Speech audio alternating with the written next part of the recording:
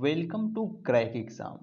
आज है 12 सितंबर 2021 और 12 सितंबर 2021 के जितने भी इम्पोर्टेंट क्वेश्चन बन सकते हैं सारे हम इस वीडियो में डिस्कस करेंगे और हर क्वेश्चन से रिलेटेड इम्पोर्टेंट फैक्ट भी मैं आपको बताऊंगा।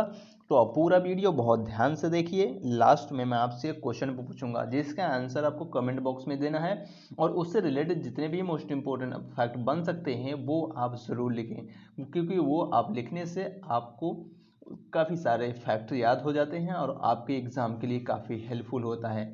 तो फ्रेंड्स चलिए शुरू करते हैं देरी न करते हुए।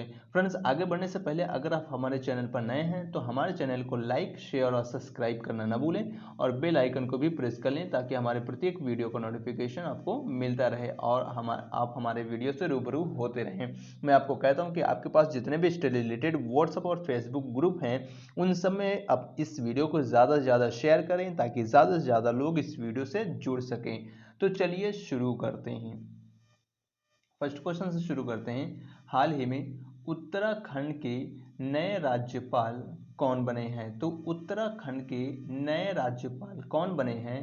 तो अभी लेफ्टिनेंट जनरल गुरमीत सिंह अभी उत्तराखंड के नए राज्यपाल बने हैं। तो इस क्वेश्चन का सी ऑप्शन सही है। उत्तराखंड के नए राज्यपाल बन गए हैं लेफ्टिनेंट जनरल गुरमीत सिंह।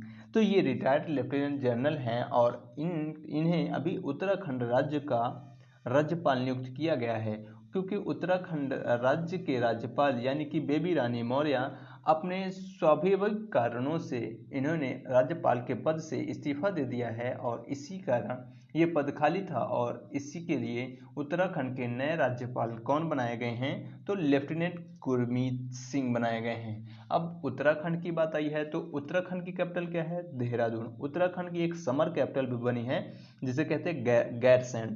उत्तराखंड के सीएम कौन है? पुष्कर सिंह धामी। उत्तराखंड के गवर्नर तो यही बन गए हैं लेफ्टिनेंट जनरल गुरमीत सिंह। अब उत्तराखंड की बात आई है तो पहला वन चिकित्सा केंद्र उत्तराखंड में खुला है। इसके साथ ही बेरोजगार युवाओं के लिए होप पोर्टल उत्तराखंड में शुरू किया गया है। इसके साथ ही जैव विविधता उद्यान भारत वाटिका का उद्घाटन उत्तराखंड में ही किया गया है। भारत का पहला लाइकेन पार्क उत्तराखंड के नैनीताल में खोला गया है। साथ ही साथ हरेला पर्व फूल देही त्योहार उत्तराखंड में मनाया जाता है और फूलों की घाटी उत्तराखंड में है और शांत घाटी केरल में है। जिम कॉर्बेट नेशनल पार्क भी उत्तराखंड में है। ये भारत का सबसे पुराना नेशनल पार्क है जिसका पुराना नाम भी पूछ लिया जाता है, जिसका नाम है हैली नेशनल पार्क। इस क्वेश्चन से आपको इतनी जानकारी मिली।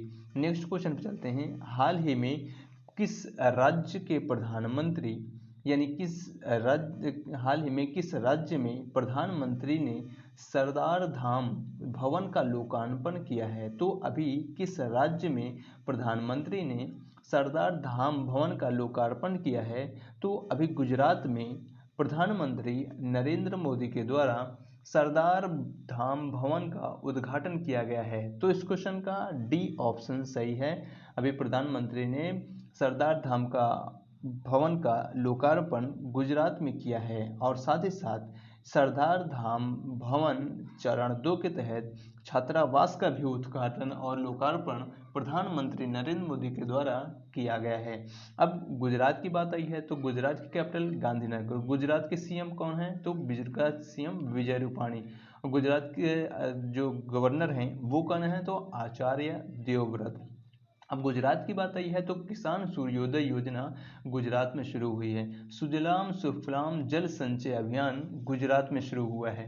गुजरात में एक शिवराजपुर बीच है जो द्वारका में है जिसे ब्लू फ्लैग सर्टिफिकेट मिला है।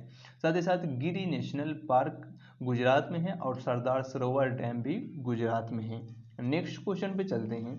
हाल ही में द ब्रेव परमवीर स्टोरीज नामक पुस्तक किसने लिखी? तो अभी रचना बिष्ट ने द ब्रेव परमवीर स्टोरी नामक पुस्तक लिखी। तो इस क्वेश्चन का बी ऑप्शन सही है। रचना बिष्ट के द्वारा यह पुस्तक वीर अब्दुल हमीद के वीरता पर लिखी गई है। वीर अब्दुल हमीद के वीरता पर लिखी गई है जो 1965 में भारत और पाकिस्तान युद्ध हुआ था। उसमें वीर अब्दुल हमीद ने पाकिस्तान के 9 टैंकों को ध्वस्त कर दिया था और उन्हीं के लड़ते हुए उन्होंने वीरता को हासिल किया और इसीलिए इन्हें परमवीर चक्र भी दिया गया है।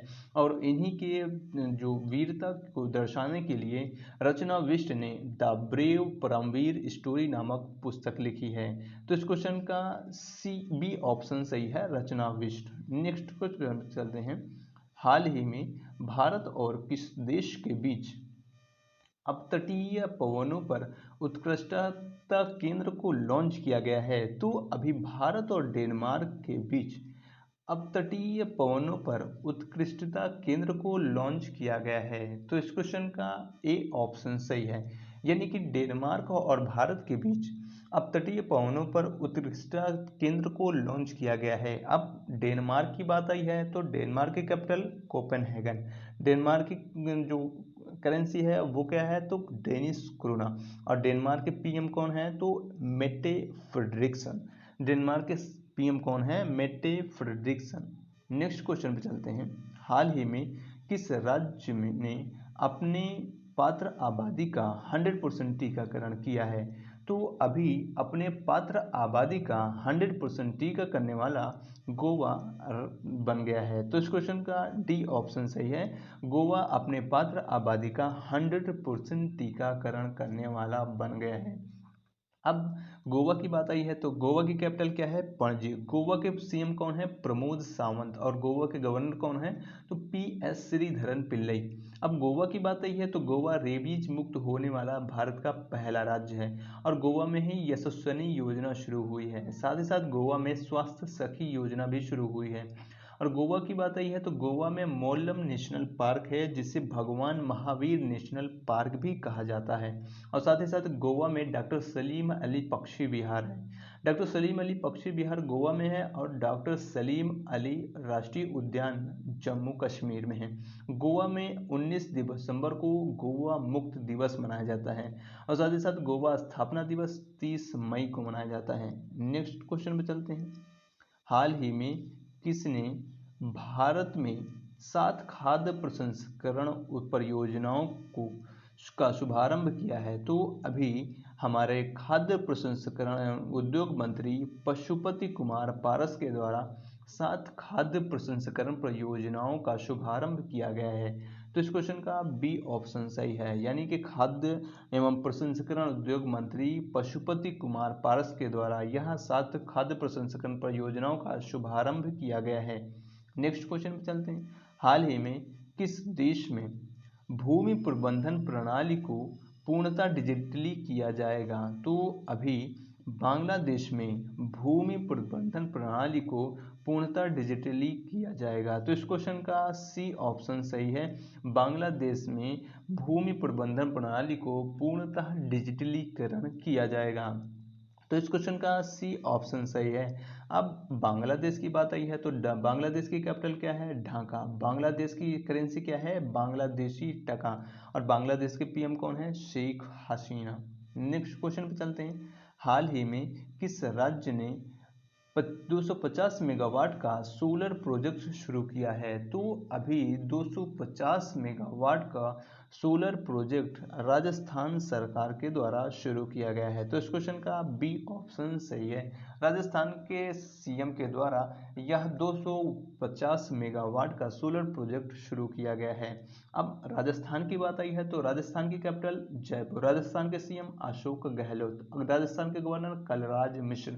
अब राजस्थान की बात आई है तो स्टेचू ऑफ पीस राजस्थान के पाली में बना है और गुजरात में राजस्थान में ही सरिस्का, रणथंबोर, केवलादेव घाना पक्षी विहार हैं। नेक्स्ट क्वेश्चन पे चलते हैं। हाल ही में भारत और अमेरिका के बीच 5वीं 2+2 वार्ता कहाँ संपन्न हुई? तो भारत और अमेरिका के बीच 5वीं 2+2 वार्ता नई दिल्ली में संपन्न हुई। तो इस क्वेश्चन का सी ऑप्शन सही है, भारत के विदेश मंत्री और रक्षा मंत्री और अमेरिका के विदेश मंत्री और रक्षा मंत्रियों के बीच 2+2 वार्ता भारत के नई दिल्ली में संपन्न हुई। तो इस क्वेश्चन का सी ऑप्शन सही है, पहली वार्ता भी नई दिल्ली में हुई थी और 5वीं वार्ता भी नई दिल्ली में हुई है। नेक्स्ट क्वेश्चन पे चलते हैं। हाल ही में किसने भारत के 3 गांवों को सर्वश्रेष्ठ पर्यटन ग्राम घोषित किया है? तो अभी भारत के 3 गांवों को UNWTO के द्वारा सर्वश्रेष्ठ पर्यटन ग्राम घोषित किया गया है। तो इस क्वेश्चन का डी ऑप्शन सही है। इसने यानी कि यूनाइटेड नेशन यानी कि वर्ल्ड टूरिज्म ऑर्गेनाइजेशन, संयुक्त राष्ट्र वैश्विक पर्यावरण संगठन के द्वारा भारत के 3 गांवों को सर्वश्रेष्ठ पर्यटन ग्राम घोषित किया गया है। इन 3 ग्रामों में सबसे पहला है लधपुरा खास मध्य प्रदेश, कोंगथोंग मेघालय, पोचमपल्ली तेलंगाना। ये 3 गांवों को सर्वश्रेष्ठ पर्यटन ग्राम घोषित किया गया है। अब UNWTO की बात आई है तो इसकी स्थापना कब हुई थी? तो 1 नवंबर 1975। इसकी हेडक्वार्टर कहाँ है? मैड्रिड स्पेन में। इसके जो सेक्रेटरी जनरल हैं वो कौन है? तो जुराब पोलो लिकाशविली। पोलो लिकाशविली क्या है? पोलो लिकाशविली, जो जुराब पोलो लिकाशविली। नेक्स्ट, अब आपके लिए लास्ट वीडियो को क्वेश्चन का आंसर। लास्ट वीडियो में हमने आपसे क्वेश्चन पूछा था कि हाल ही में किस राज्य में SBI ने तैरता हुआ ATM स्थापित किया है? तो अभी जम्मू कश्मीर में SBI ने तैरता हुआ ATM स्थापित किया है। तो इस क्वेश्चन का ए ऑप्शन सही था और काफ़ी सारे बच्चों ने इसका आंसर सही दिया था और कुछ मोस्ट बच्चों ने इसके बारे में डिटेल में लिखा। मैं आपको फिर एक बार बोलता हूँ कि आपको क्वेश्चन से रिलेटेड जितना भी इंपॉर्टेंट फैक्ट याद हो वो आप ज़रूर लिखा करो, क्योंकि वो आपके लिए काफ़ी हेल्पफुल होता है और आपके एग्ज़ाम के लिए काफ़ी मददगार होता है। अब आपके लिए आज का क्वेश्चन है, हाल ही में किस राज्य में बांस उद्योग स्थापित किया जाएगा? तो इस क्वेश्चन का आंसर आपको कमेंट बॉक्स में देना है और उससे रिलेटेड जो भी इंपॉर्टेंट फैक्ट बने वो आप ज़रूर लिखें ताकि वो आपको याद हो जाए। तो ये था फ्रेंड्स आज का हमारा करंट अफेयर। आपको ये कैसा लगा? अगर अच्छा लगा हो तो लाइक शेयर और सब्सक्राइब करना ना भूलें। और मैं आपको फिर कहता हूँ कि आपके पास जितने भी इससे रिलेटेड व्हाट्सएप और फेसबुक ग्रुप हैं उन सब में इस वीडियो को ज़्यादा से ज़्यादा शेयर करें ताकि ज़्यादा से ज़्यादा लोग इस वीडियो से जुड़ सकें और इसका लाभ ले सकें। तो ये था फ्रेंड्स आज का हमारा करंट अफेयर। आपको ये कैसा लगा कमेंट करके ज़रूर बताएं और इससे रिलेटेड जो भी इम्पोर्टेंट फैक्ट हो वो भी आप ज़रूर लिखें। तो मिलते हैं नेक्स्ट वीडियो में, तब तक के लिए नमस्कार।